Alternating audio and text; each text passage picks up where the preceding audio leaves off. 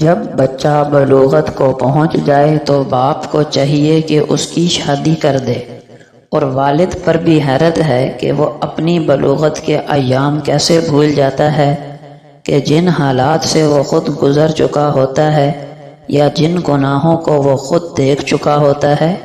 بس اسے سمجھنا چاہیے کہ اس کی اولاد بھی اسی کی طرح ہے۔ امام کثیر بن زیاد رحمہ اللہ سے کہا گیا، کچھ نصیحت فرما دیجئے۔ فرمایا، دنیا بیچ کر آخرت لے لو، دونوں مل جائیں گی۔ آخرت بیچ کر دنیا نہ لینا، ورنہ دونوں چلی جائیں گی۔ غیبت ان کبیرہ گناہوں میں سے ہے جن کا کفارہ نماز سے نہیں ہوتا، نہ صدقے سے، نہ روزے سے، نہ حج سے۔ امام ابن قیم رحمہ اللہ فرماتے ہیں کہ خیر خواہ وہ ہوتا ہے جس کی نصیحت اگر آپ قبول نہ بھی کریں تو وہ آپ سے دشمنی نہیں کرتا، آپ کے لیے آپ کی غیر موجودگی میں دعائیں کرتا ہے اور آپ کے عیبوں کو لوگوں کے سامنے پھیلانے سے باز رہتا ہے، جبکہ ملامت کرنے والے کا معاملہ اس کے برعکس ہے۔ سیدنا عمر بن خطاب رضی اللہ عنہ نے فرمایا، مشرکوں کے کنیسوں یعنی عبادت گاہوں میں ان کی عید کے دن نہ جاؤ، کیونکہ اللہ کا غضب ان پر نازل ہوتا ہے۔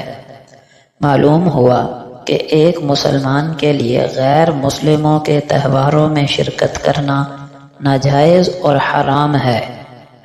حضرت ڈاکٹر عبدالحی عارفی رحمہ اللہ فرمانے لگے، ایک عظیم منصب آپ کو ایسا بتاتا ہوں کہ اس سے آپ کو کوئی معزول نہیں کر سکتا، کوئی اس پر حسد نہیں کر سکتا اور کوئی اس کی راہ میں رکاوٹ نہیں ڈال سکتا۔ وہ منصب ہے خدمت۔ خادم بن جاؤ اور ہر کام میں دوسروں کی خدمت کی نیت کر لو۔ ساری خرابیاں مخدوم بننے سے پیدا ہوتی ہیں، خادم بننے میں کوئی خرابی ہے نہ جھگڑا۔ یہ منصب سب سے اعلیٰ ہے، کیونکہ اللہ تعالیٰ کو بندے کی عبدیت سب سے زیادہ محبوب ہے۔ یہ منصب اعلیٰ بھی ہے اور سب سے محفوظ بھی۔ نعمت شکر چاہتی ہے اور مصیبت صبر چاہتی ہے، جبکہ گناہ استغفار کا محتاج ہوتا ہے۔ پس جس نے صبر، شکر اور استغفار اپنا لیا، اس نے کامیابی حاصل کر لی۔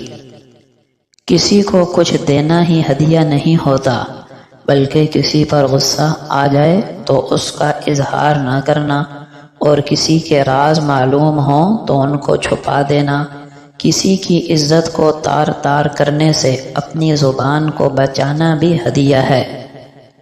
دل کا سکون چاہتے ہو تو حسد سے بچو، اصلاح چاہتے ہو تو غلطی کو تسلیم کرو، خوشی چاہتے ہو تو دوسروں کو خوشی دینا سیکھو۔